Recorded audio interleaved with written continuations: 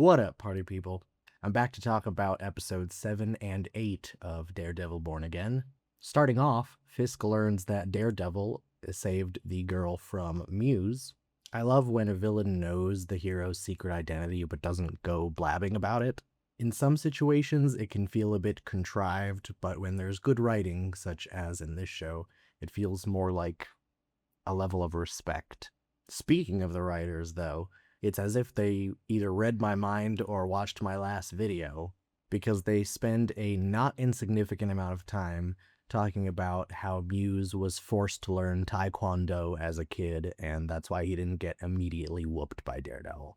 I think in the comics, Muse has an actual superpower, so I'm not sure why they changed that. Also, he said he hates fighting and hasn't done Taekwondo since he left his parents, and I don't know if that's the kind of skill set that would last through many years without any practice. I could be wrong, though. If there are any martial artists watching, go ahead and leave a comment. We also see that Muse is a client of Heather, whose name I had to look up because, despite being relatively well written and well acted, I just don't care about her as much as the show wants me to.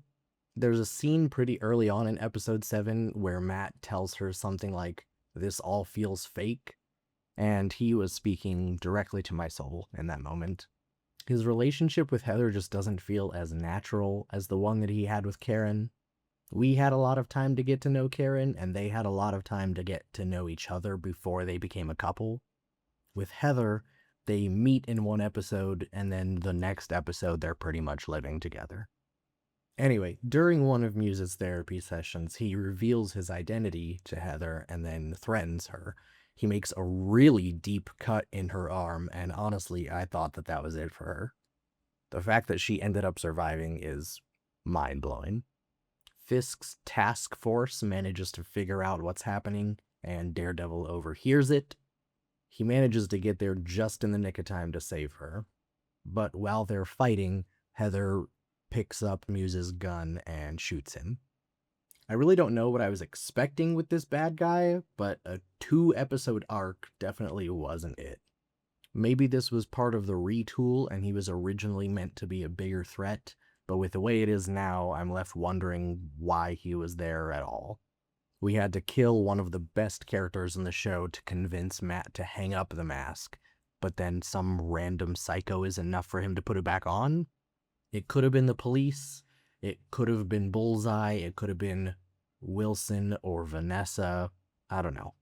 It's not my favorite plotline. What was actually the most shocking to me was Fisk's little puppy dog, Daniel, threatening to murder BB if she didn't stop shit-talking the task force in her articles. He doesn't directly say that she's going to die, but that definitely comes across that way. I always assumed that he was kind of blindly following Fisk without knowing the full extent of what was going on. But here we see that he is fully aware of the kind of things that Fisk is doing and is not only willing to go along with it, but to be part of it. In episode 8, Wilson shows Vanessa his weird dungeon where he's keeping her former lover.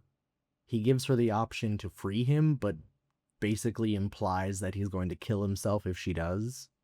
Not a super healthy relationship, if you ask me. So instead of picking up the key, she picks up a gun and murders the dude. And then later at the gala tells Heather, their therapist, that the past is dead and buried. Like, what kind of tee-hee I killed someone line is that? Wild. Bullseye requests Matt's help as an attorney because he has been transferred to Gen Pop where he has a lot of enemies. Of course, Matt does not want to help the man who murdered Foggy, but he does question him on whether it was under Fisk's orders. Bullseye tells Matt that he'll explain everything if his life is no longer in danger. Matt gets angry, slams Bullseye's head into the table a few times, and then leaves. We get another scene with Heather where her and Matt are talking about her almost being killed and how Fisk is only inviting her to the gala to use her. And I gotta say, she goes full-blown delusional in this scene. She starts saying that Muse and Daredevil are the same kind of person. Matt points out that Muse was trying to kill her and Daredevil saved her, and then she goes, Daredevil didn't save me, I saved myself. I want to give her the benefit of the doubt in that she's traumatized and maybe she needs to believe that she saved herself as a sort of coping mechanism, but realistically, that's just stupid. If Daredevil hadn't showed up, she definitely would have been dead. And Daredevil and Muse are obviously not the same. At the gala, we see Fisk threatening all of the rich people that look down on him in episode 6. There's a moment between Fisk and Swordsman, which almost got a little spicy. That was fun. We also see a possible team-up between BB and the police commissioner. However, at the same time, she's also hanging out and dancing with Daniel, who bullied her into praising Fisk. I know they were apparently friends before all of this, but if one of my friends tried to pull that on me, we would not be chill anymore. The commissioner, meanwhile, is having to deal with the task force openly torturing people. They literally stuck a guy's hand in a deep fryer just for taking a picture. Matt shows up late, ignores Heather for a while, and then decides to confront Fisk. Vanessa notices this and interrupts by starting a dance. While getting their shimmy on, Fisk whispers to Matt, knowing that he can hear him, which is really cool. Meanwhile, we see Bullseye escape from prison using a broken tooth from Matt smashing his face in to spit it into a guard's eyeball and then use some medical scissors to kill the guard and the doctor. He is then able to just walk out by wearing a guard uniform, and I think it's weird that no one recognized him. Anyway, he shows up to the gala and kills one of the snipers. It's at this time that Matt figures out that it was actually Vanessa who ordered Foggy's death and not Wilson.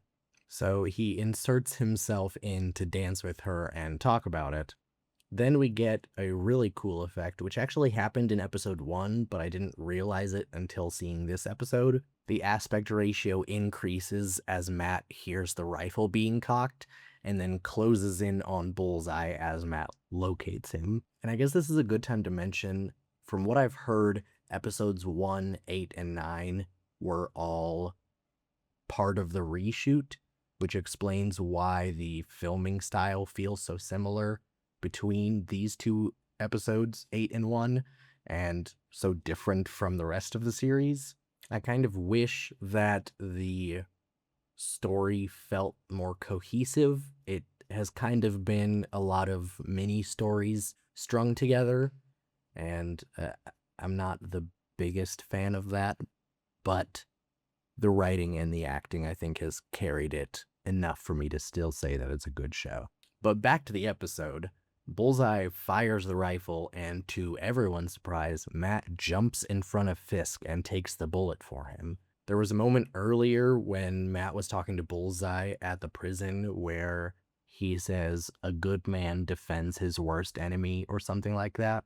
And this ending reflects that perfectly. Also, the use of the song Storm Cloud Rising was expertly used here, and it got me really pumped for the finale. So please join me again next week to talk about that. Thanks.